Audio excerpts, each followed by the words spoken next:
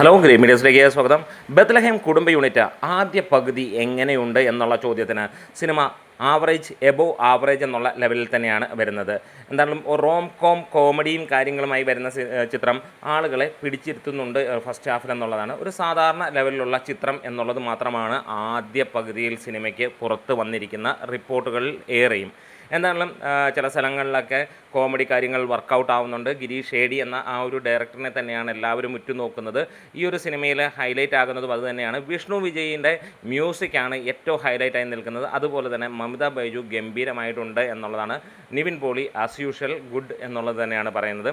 കുടുംബ യൂണിറ്റ് ഒരു സാധാരണ ലെവലിലുള്ള ചിത്രമായിട്ട് തന്നെയാണ് ഫസ്റ്റ് ഹാഫ് മുന്നോട്ട് കൊണ്ടുപോയിരിക്കുന്നത്. പ്രത്യേകിച്ച് ഗൂസ് ബംസ് കാര്യങ്ങളൊന്നുമില്ല. ചെറിയ ചെറിയ നർമ്മങ്ങളും ഒക്കെ കലർത്തിയ ഇതുവരെ കണ്ടിരിക്കുന്ന രീതിയിലുള്ള ഒരു ചിത്രം എന്ന് തന്നെ പറയാം. പുതുമകൾ വലുതായിട്ടൊന്നും പറയാനില്ല ഫസ്റ്റ് ഹാഫിൽ.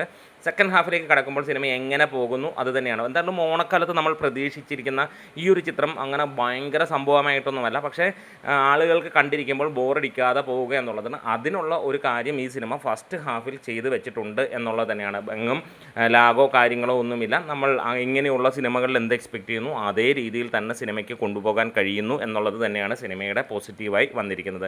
എന്തായാലും നമുക്ക് അടുത്ത ഫുൾ റിവ്യൂവും കാര്യങ്ങളുമൊക്കെ ആയിട്ട് വരാം. വീഡിയോസ് ഇഷ്ടമായെങ്കിൽ ഒന്ന് സപ്പോർട്ട് ചെയ്ത് തരാം. Green media.